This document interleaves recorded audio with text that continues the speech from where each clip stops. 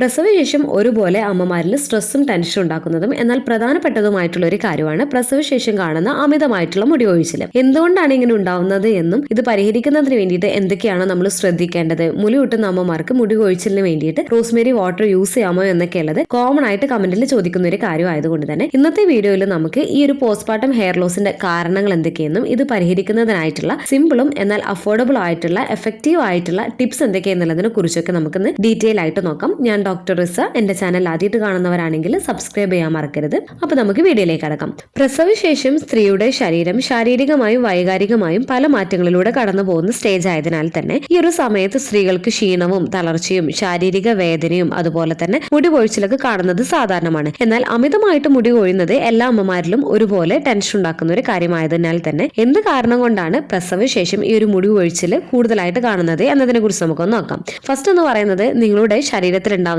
Hormonal changes തന്നെയാണ്.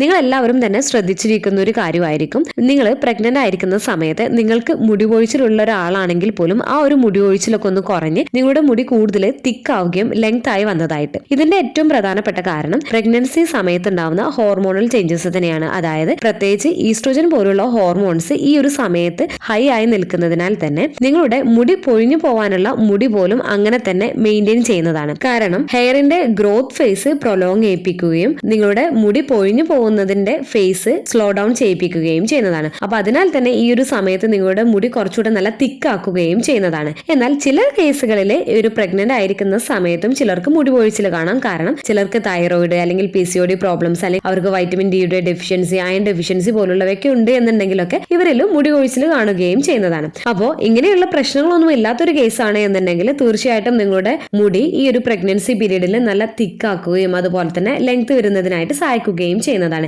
എന്നാൽ delivery കഴിയുമ്പോൾ എന്താണ് സംഭവിക്കുന്നത് എന്ന് വെച്ചാൽ നിങ്ങളുടെ ഈ ഒരു ഹൈ ആയിരുന്ന ആ ഹോർമോൺസ് പെട്ടെന്ന് തന്നെ ഡ്രോപ്പ് ആവുന്നതാണ്. ഈ ഹോർമോൺസ് കാരണമാണ് പൊഴിഞ്ഞു പോകാതെ നിന്ന മുടികൾ ഒരു 2-3 months ഒക്കെ ആവുമ്പോഴത്തേക്ക് പൊഴിഞ്ഞു തുടങ്ങുകയും ചെയ്യുന്നത്.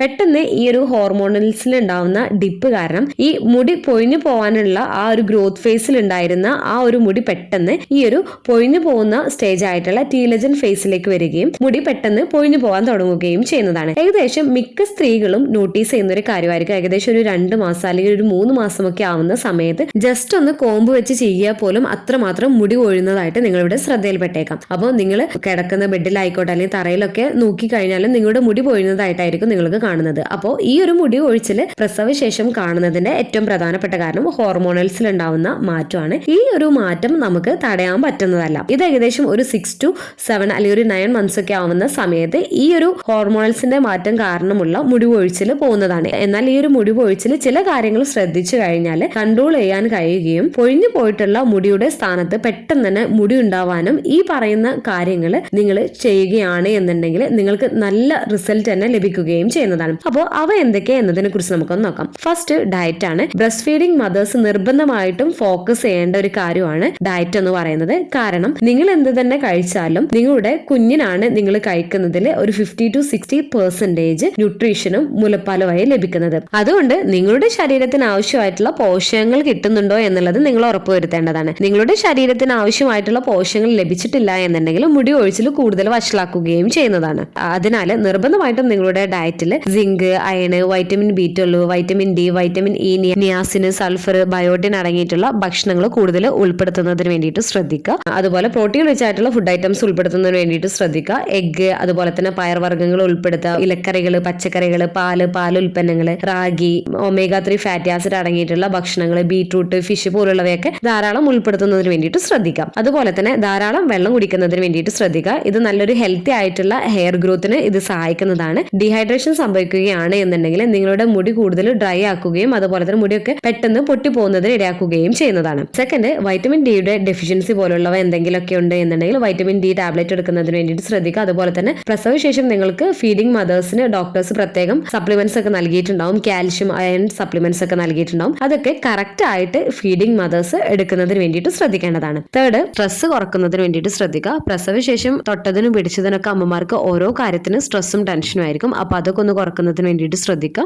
ആവശ്യത്തിന് ഉറങ്ങുന്നതിന് വേണ്ടിയിട്ടും ശരിയായ രീതിയിൽ റെസ്റ്റ് എടുക്കുന്നതിന് വേണ്ടിയിട്ടും നിങ്ങൾ ശ്രദ്ധിക്കേണ്ടതാണ്. ഈ പറഞ്ഞ കാര്യങ്ങളൊക്കെ ശ്രദ്ധിക്കുന്നതോടൊപ്പം തന്നെ നിങ്ങളുടെ മുടിയുടെ വളർച്ച ഒന്നുകൂടെ ഫാസ്റ്റ് ആക്കുന്നതിനും മുടി കൊഴിച്ചിലൊക്കെ ഒന്ന് പെട്ടെന്ന് കുറച്ച് നല്ല തിക്കായിട്ടുള്ളതും നല്ല ഹെൽത്തി ആയിട്ടുള്ള ഹെയർ വരുന്നതിന് വേണ്ടിയിട്ട് യൂസ് ചെയ്ത് നോക്കാൻ പറ്റിയിട്ടുള്ള മറ്റൊന്നാണ് റോസ്മേരി വാട്ടർ. അപ്പോൾ പലർക്കും ഉള്ളൊരു ഡൗട്ടാണ് മുലയൂട്ടുന്ന അമ്മമാർക്ക് റോസ്മേരി വാട്ടർ യൂസ് ചെയ്യാമോ എന്നുള്ളത്. തീർച്ചയായിട്ടും റോസ്മേരി വാട്ടർ മുലയൂട്ടുന്ന അമ്മമാർക്ക് യൂസ് ചെയ്യാവുന്നതാണ്. അപ്പോൾ എങ്ങനെയാണ് ഈ ഒരു റോസ്മേരി വാട്ടർ മുടി വളർച്ചയ്ക്ക് സഹായിക്കുന്നത് എന്നതിനെ കുറിച്ച് നോക്കാം. ഈ ഒരു റോസ്മേരി വാട്ടർ തലയിൽ ഉപയോഗിക്കുമ്പോൾ ഹെയർ റൂട്ടിലേക്കുള്ള രക്തയോട്ടം വർദ്ധിക്കാൻ സഹായിക്കുന്നതാണ്. അതിനാൽ തന്നെ ഈ ഒരു രക്തയോട്ടം കൂടുന്നത് നിങ്ങളുടെ മുടി കൂടുതൽ വളരുന്നതിനും മുടി നല്ല തിക്കാക്കുന്നതിനും മുടി കൊഴിച്ചിലൊക്കെ ഒന്ന് കുറക്കുന്നതിന് സഹായിക്കുകയും ചെയ്യുന്നതാണ്.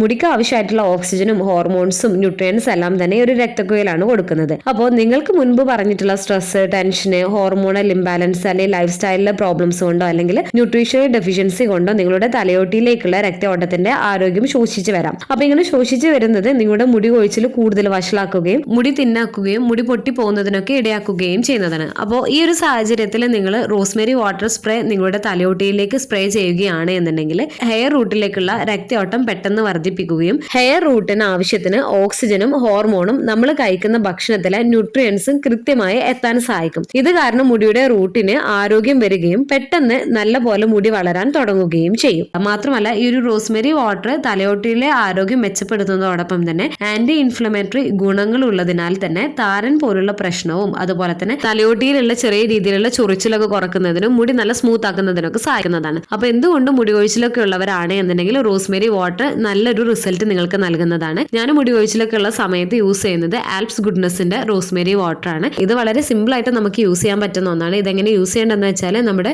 മുടിയുടെ തലയോട്ടിയിൽ എത്തുന്ന രീതിയിൽ എല്ലാ ഭാഗത്തും നല്ല പോലെ തന്നെ സ്പ്രേ ചെയ്ത് കൊടുക്കുക. അതിനുശേഷം ചെറുതായിട്ട് നമ്മുടെ ഈ ഒരു ഫിംഗർ ടിപ്പ് വെച്ചിട്ട് ചെറുതായിട്ടൊന്ന് മസാജ് ചെയ്ത് കൊടുക്കുന്നതിന് വേണ്ടിയിട്ട് ശ്രദ്ധിക്കാം. ഇനിയിപ്പോൾ രാത്രി കാലങ്ങളിൽ നിങ്ങൾക്ക് യൂസ് ചെയ്യാവുന്നതാണ്. ഇതിന്റെ സ്മെല്ല് വളരെ നല്ലതാണ്. അതുപോലെ തന്നെ ഇത് ഒട്ടിപ്പിടിക്കുന്ന പ്രശ്നങ്ങളൊന്നും ഇല്ലാത്തത് കൊണ്ട് തന്നെ നമുക്കിത് രാത്രിയിൽ നമുക്ക് ഉപയോഗിക്കാം. അപ്പോൾ നല്ലൊരു റിസൾട്ട് കിട്ടുന്നതിന് വേണ്ടിയിട്ട് നിങ്ങൾക്ക് ഡെലിവറി കഴിഞ്ഞതിന് ശേഷം ഒരു 1 to 2 വീക്സ് കഴിഞ്ഞതിന് ശേഷം തന്നെ നിങ്ങൾക്ക് ഇത് യൂസ് ചെയ്ത് തുടങ്ങുകയും ചെയ്യാവുന്നതാണ്. യൂസ് ചെയ്യുന്നതിന് മുൻപ് നിങ്ങൾ പ്രത്യേകം ശ്രദ്ധിക്കേണ്ട കാര്യം പാച്ച് ടെസ്റ്റ് നടത്തുന്നതിന് വേണ്ടിയിട്ട് ശ്രദ്ധിക്കുക. അലർജീസ് എന്തെങ്കിലും ഉണ്ടോ എന്ന് അറിയുന്നതിന് വേണ്ടിയിട്ട്. അപ്പോൾ തുടക്കത്തിൽ ഡെയിലി യൂസ് ചെയ്യുന്നതിന് വേണ്ടിയിട്ട് ശ്രദ്ധിക്കുക. മുടി കൊഴിച്ചിലൊക്കെ ഒന്ന് കുറഞ്ഞ് ബേബി ഹെയർസ് ഒക്കെ ഒന്ന് വന്ന് തുടങ്ങി കഴിഞ്ഞാൽ ആഴ്ചയിൽ 2 അല്ലെങ്കിൽ 3 തവണയൊക്കെ ആയിട്ട് യൂസ് ചെയ്യുകയും ചെയ്താൽ മതി. അപ്പോൾ ഏകദേശം 1 മാസമൊക്കെ ആകുമ്പോൾ തന്നെ നിങ്ങൾക്ക് നല്ലൊരു മാറ്റം നിങ്ങൾക്ക് കാണാൻ പറ്റും. നിങ്ങളുടെ മുടി കൊഴിച്ചിലൊക്കെ ഒന്ന് കുറഞ്ഞ് ചെറിയ രീതിയിലുള്ള ബേബി ഹെയർസ് ഒക്കെ വന്ന് തുടങ്ങുന്നത് നിങ്ങൾക്ക് ശരിക്കും കാണാൻ പറ്റുകയും ചെയ്യുന്നതാണ്. അപ്പോൾ നിങ്ങൾ ഇതോടൊപ്പം തന്നെ ശ്രദ്ധിക്കേണ്ട ഒരു കാര്യമാണ് ശക്തമായിട്ട് മുടി ചീകുന്നത് അവോയ്ഡ് ചെയ്യുന്നതിന് വേണ്ടിയിട്ട് ശ്രദ്ധിക്കുക. കോമ്പ് ഉപയോഗിക്കുമ്പോൾ കുറച്ച് വിടവുള്ള തരത്തിലുള്ള പല്ലുകളുള്ള കോമ്പുകൾ ഉപയോഗിക്കാൻ വേണ്ടിയിട്ട് ശ്രദ്ധിക്കുക. മുടിയിലുള്ള എണ്ണമഴുക്കും അതുപോലെ തന്നെ അഴുക്കുകളൊക്കെ നല്ല രീതിയിൽ തന്നെ കഴുകി വൃത്തിയാക്കുന്നതിന് വേണ്ടിയിട്ട് ശ്രദ്ധിക്കുക. മുടി നല്ല രീതിയിൽ തന്നെ ടൈറ്റ് ആയിട്ട് കെട്ടുന്നത് അവോയ്ഡ് ചെയ്യുക. നനഞ്ഞ മുടി ചീകുന്നതും നനഞ്ഞ മുടി കെട്ടിവെക്കുന്നതും അവോയ്ഡ് ചെയ്യുന്നതിന് വേണ്ടിയിട്ട് ശ്രദ്ധിക്കേണ്ടതാണ്. അതുപോലെ തന്നെ നിങ്ങളുടെ മുടിയിൽ